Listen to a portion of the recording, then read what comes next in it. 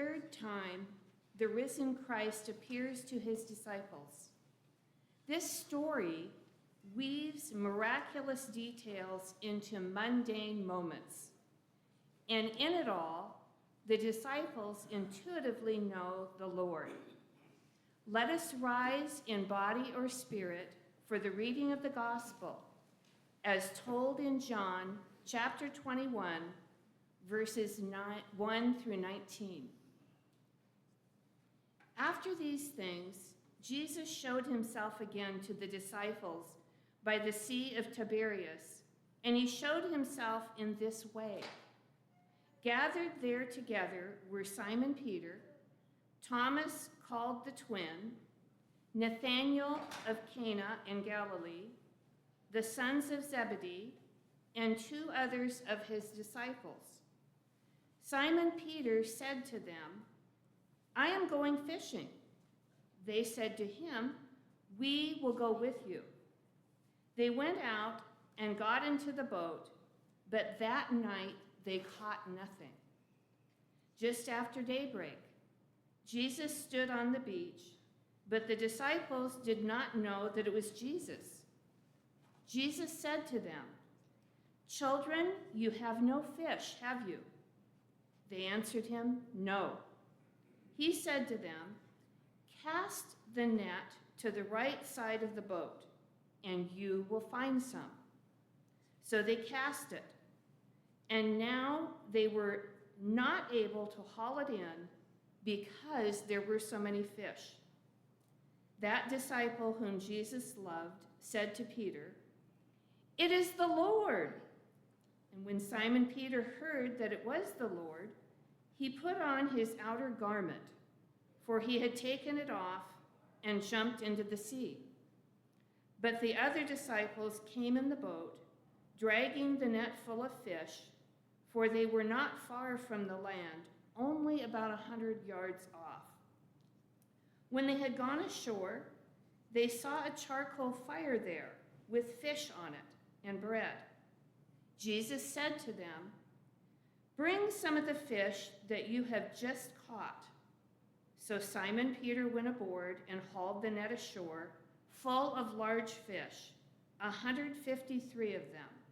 And though there were so many, the net was not torn. Jesus said to them, "Come and have breakfast." Now none of the disciples dared to ask him, "Who are you?" because they knew it was the Lord.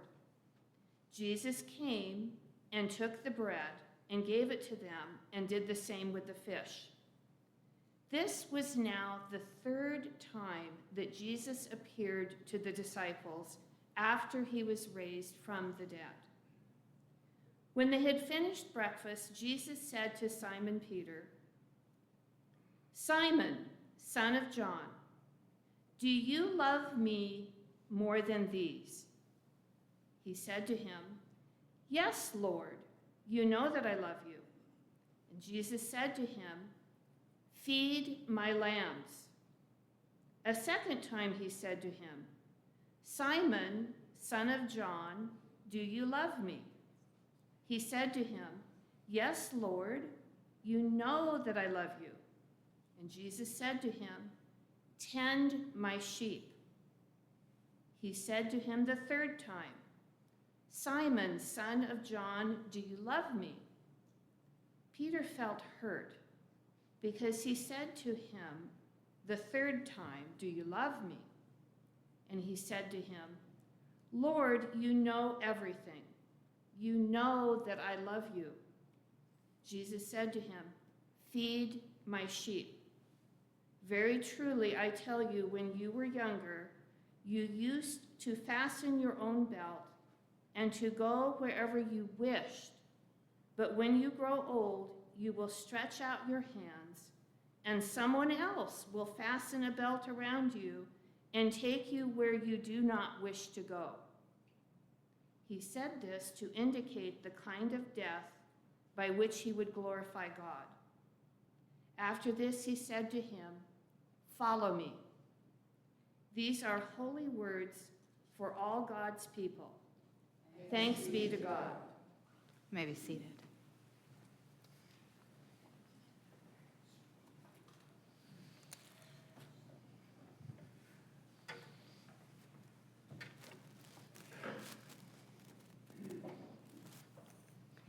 So last week we started our series on unbelievable stories in which people come to believe, in which their faith grows. Maybe it is a conversion story for the first time. Maybe it is the way in which faith grows and develops over a lifetime. These are the stories we're hearing throughout these next few weeks. And last week I started with a simple truth, which is that there is no singular right way to believe. We heard a story of Thomas. He was the central character in the story, and Jesus came alongside him. And in the story, Jesus offers to him the very thing Thomas said he needs to believe. He said, I think that Jesus is much more interested in that we come to believe than how we get there. And that at the end, there is a blessing. Blessed are those who believe. Those who believe without seeing, yes, those who do not have evidence to put their hands on, who still believe, equal blessing. Equal blessing as those who can point with clarity to a moment, to an experience. And so last week, the takeaway was pretty much, there's no singular right way. There's blessing in all belief. And today I'm going to say with one asterisk, in that I think that today the message is, there is, however, one way that I'm pretty sure is a wrong way to believe. And that is alone. I think that it is, we can have personal experiences of God, absolutely. And I do not think that we can believe in a God who is love alone. You cannot love alone. It is by nature relational, communal, collective. It calls for us to be connected one to another. It reminds me of an experience, a story someone shared. I've heard echoes of this story from other people throughout the years. It's almost more a composite than a singular story at this point. I heard a story of a woman who I knew when I lived in Atlanta. I met her in Bible study, and she told me about a tremendous loss and tragedy she'd experienced. She had grown up in church and then went through this time of terrible grief and loss, took some time away from church, returned to church, and she said for a while when she would come to church, she couldn't add her voice to the prayers or the songs. When any of the unison parts that, it's supposed to be all of us together, she said she would sit there and she felt kind of bad because she wasn't sure what she believed and she just couldn't get herself to say the words.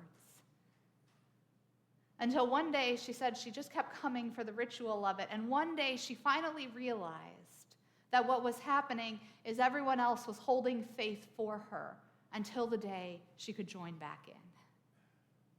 And so she talks about how when, after the mystery of how God works through peace and through grace and through time and healing, there was a day when she too could rejoin in the prayers and the songs, all the things that had sustained her. She was able to participate in them again.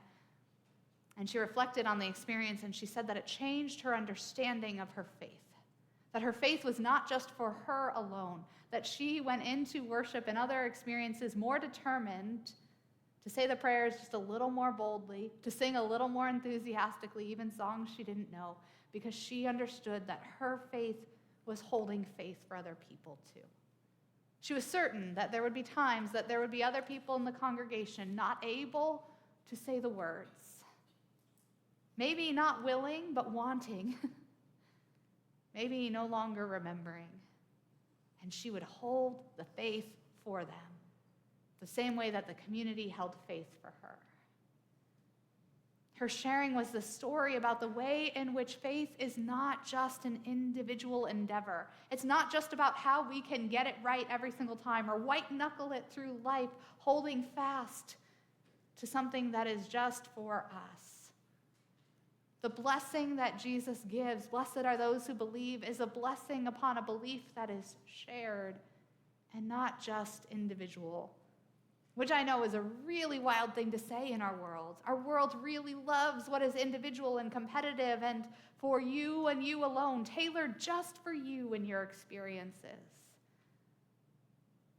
It's a wild thing to say that I think that the belief Jesus calls us to is curious more about our collective understanding, our collective embodiment of God's love in the world, than our own individual ability to every week say the words or get it just right. It's how we keep showing up one to another. And so last week we looked at Thomas. Thomas was the sort of central disciple in the story. And this week it's Simon Peter. If I were to describe Simon Peter with like a quick catchphrase, I would call Simon Peter the overeager disciple. He always wants to get it right. He is all in and he's enthusiastic and he's always first. He's going to get there. He's going to get it right. And sometimes he does in really beautiful ways. And sometimes his overeagerness has a way of setting him apart from the rest of the community. When Jesus is washing the disciples' feet, Simon Peter is the one who says, "No, not me, not me. Wash everyone else. Don't wash me, not me, Lord." And when Jesus explains what it is, this act of love and service, and then he says, "Well, not just my feet, then all of me, my head and my hands." Simon, Jesus says, "You don't need all that. You can get your feet washed like all the rest." Later, when Jesus predicts his death and his betrayal, it's Simon Peter who says, "Not me, Lord, I will go with you. I will lay my life down for you." The way the Gospel of Matthew puts it, he even goes so far to say, if all the rest fall away, if all of these guys fall away, I won't. He's so determined.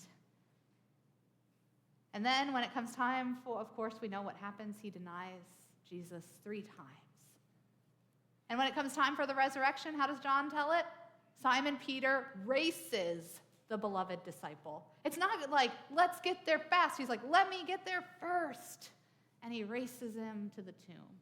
Of course, once he's there, he and the other disciple then leave Mary Magdalene alone in her grief.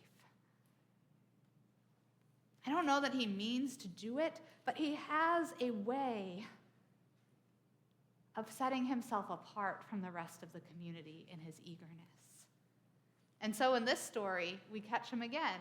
This is, Jesus has appeared. It's a post-resurrection haze of uncertainty. The grief is still raw. The joy and hope is still raw, but uncertain. What does this mean? And so what does Simon Peter do? He says, "I am going fishing." It's not an invitation. He tells the disciples, "I am going fishing." The other disciples simply say, "Well, we're going to go with you. We're not letting you go alone. Not this time, Simon Peter. We're going with you."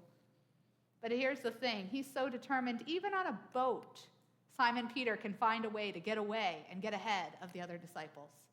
What happens when the beloved disciple points out Jesus on the shore? What does he do? He jumps off the boat and he swims to get there first. He's so determined, and I think it's a beautiful, admirable thing. He's all in.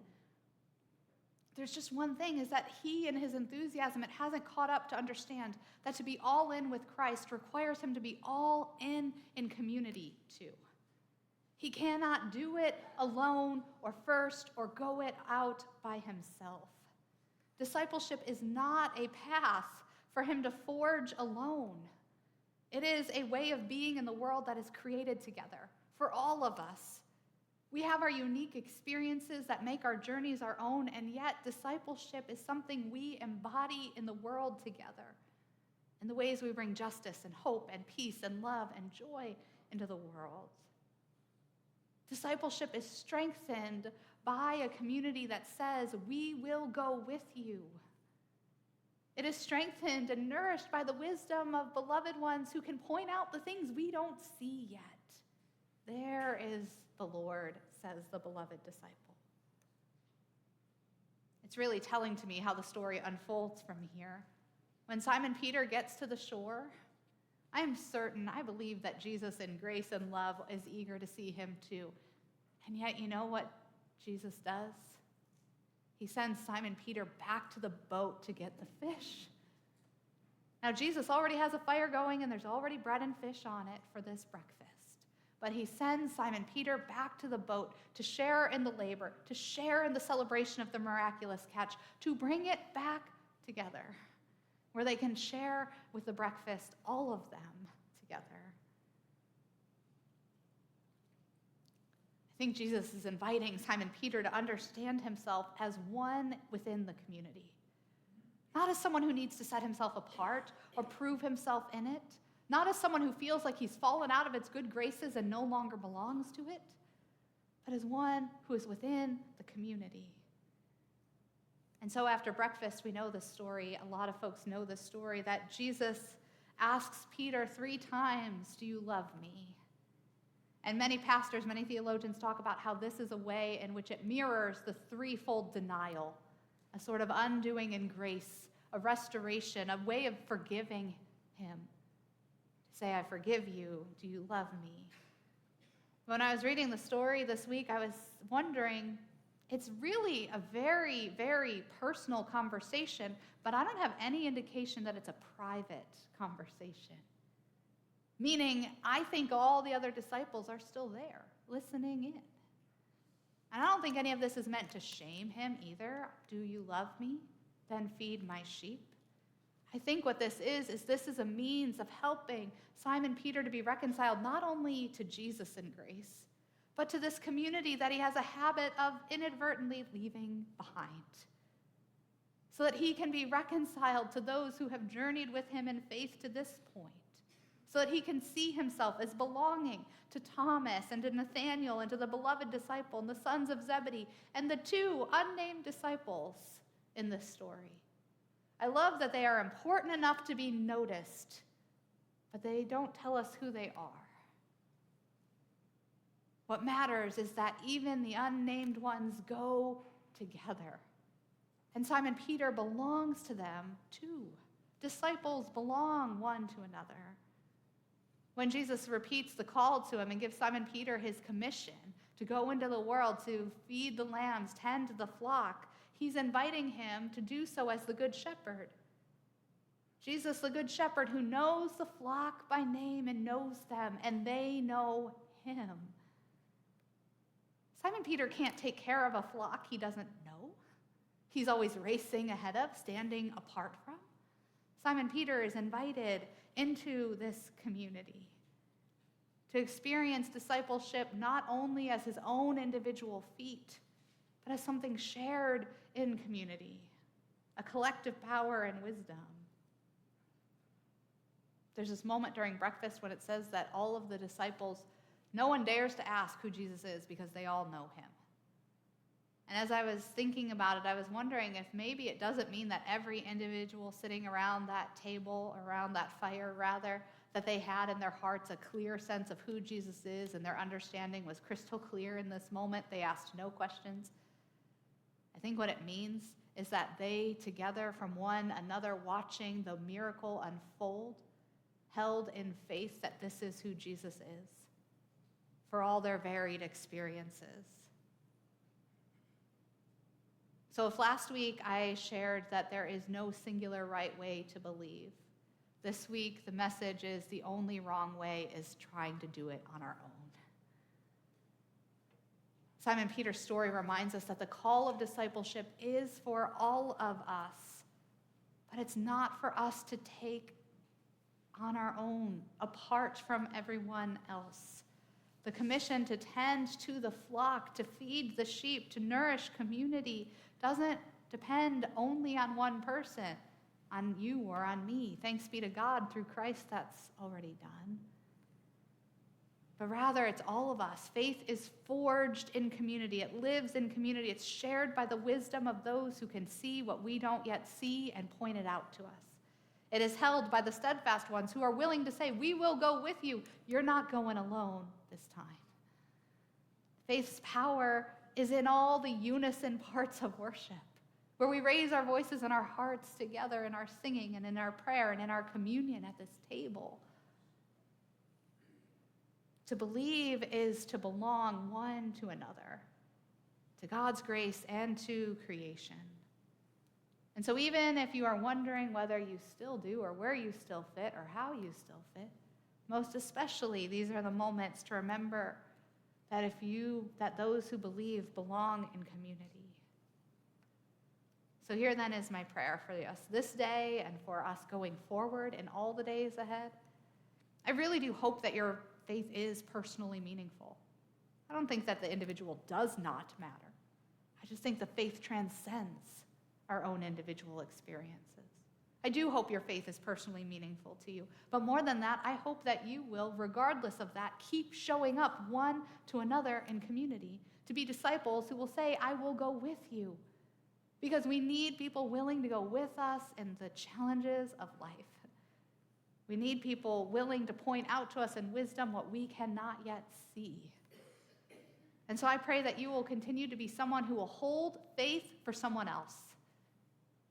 And that if you are ever the person needing faith held, I hope that you will let someone else hold faith for you too. Because that is the gift of believing. That is the gift of community.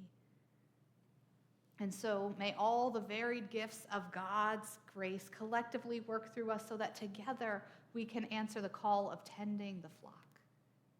May it be so now and always. Amen.